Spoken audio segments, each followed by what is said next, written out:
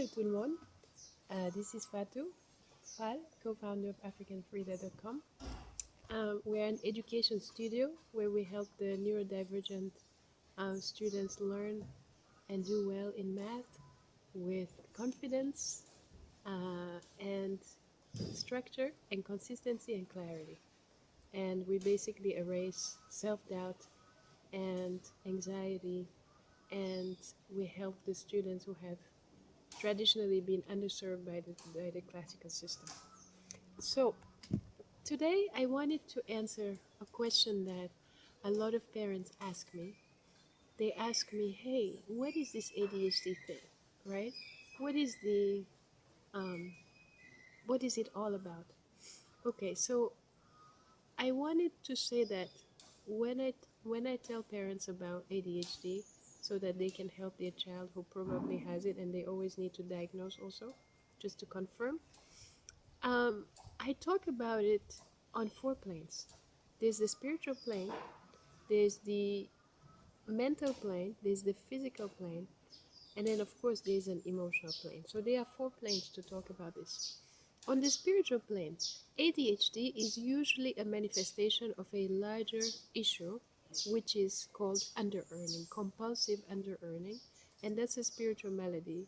And in every family, usually there are intergenerational traumas that are passed down um, to the next generation, and the genes can reflect that, and sometimes it's really not something that you can see, but it's something that is experienced even within the family.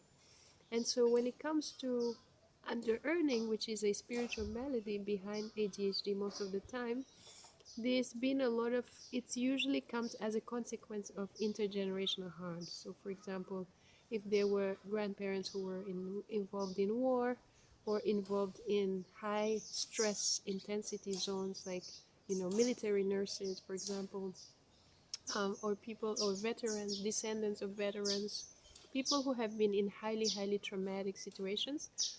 And when that trauma is unresolved, it does get passed down through the generations. And so usually this under-earning, this spiritual malady, is a consequence of those unresolved harms that the grandparents or the parents have carried over unresolved to the next generation.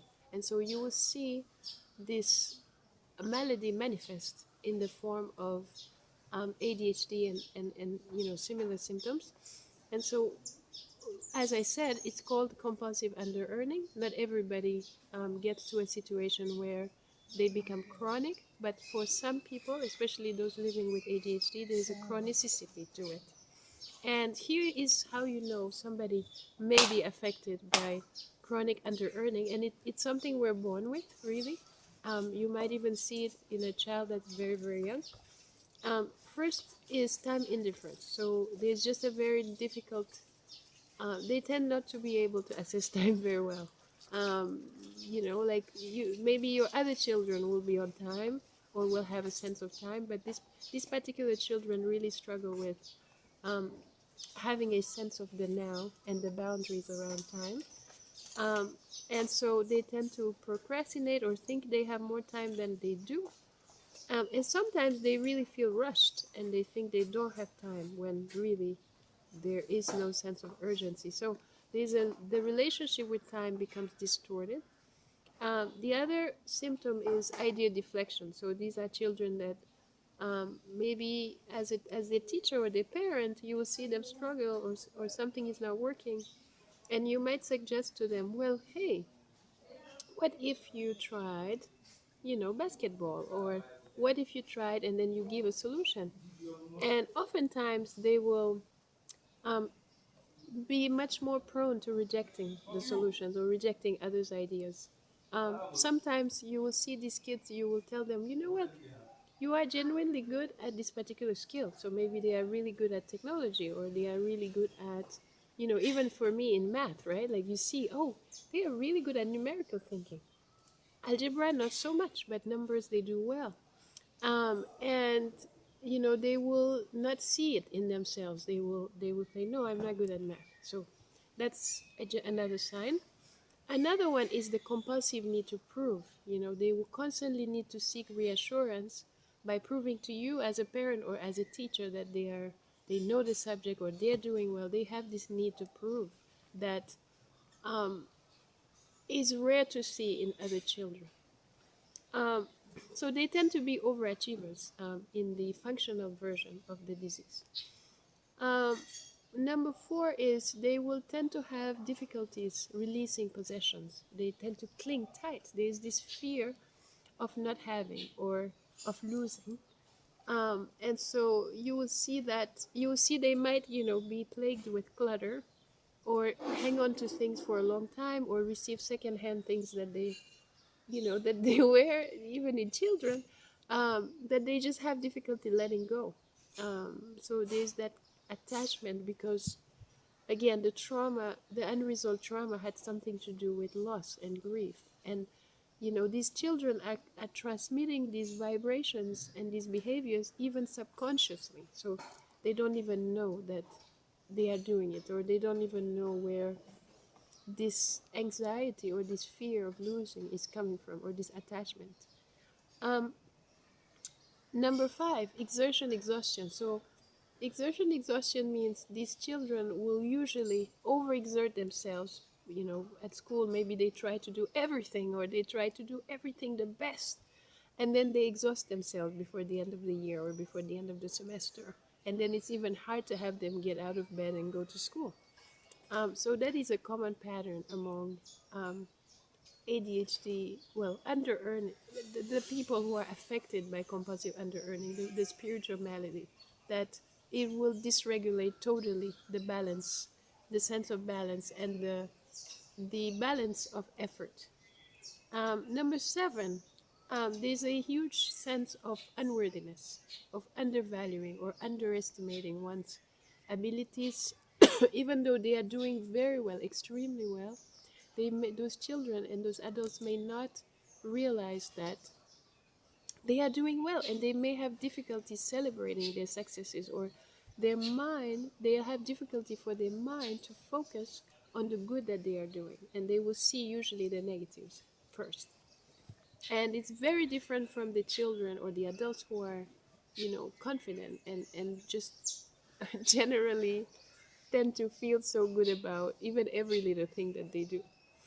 And then another symptom is the isolation. So, um, you know, kids that tend to be in their own bubble, or they have trouble, with social anxiety, or working well with other children or other adults, if in the case of adults, um, they usually prefer to be alone or have their own time alone, or just not really be scared, to mingle or expose their ideas or work with the others. So that's another symptom. Number nine, physical ailments. So physical ailments is very interesting. It's a very strange symptom. So you will see when the person, whether a child or an adult, has a spiritual malady, they will mysteriously fall sick during times of challenge, or times that there's a particular breakthrough or there's a particular exam that they care about. Or in the case of my nephew, it was every time that there is a soccer tournament or a soccer game that he really cares about, he would fall sick. And there, it's like the subconscious is even finding physically reasons for success not to happen, for the goal not to be met or the deadline not to be met. So that is a common symptom among people who suffer from compulsive underearning. Um, Number 10, misplaced guilt or shame. So you will find that, yeah, like these kind of kids are very quick to blame themselves, think it's their fault, or they feel enormous shame that why are things not working out the way that it does with other kids. Or they have trouble, they feel like they are less than, and then usually that's reflected in their grades. So you see that they have um, lower grades. Some of them, the overachievers, have higher grades, but still there's this sense of not having done enough, or not being enough, or not being like the others. So they really suffer a lot of shame, and so many of them keep it secret, and that's also something that accelerates the isolation.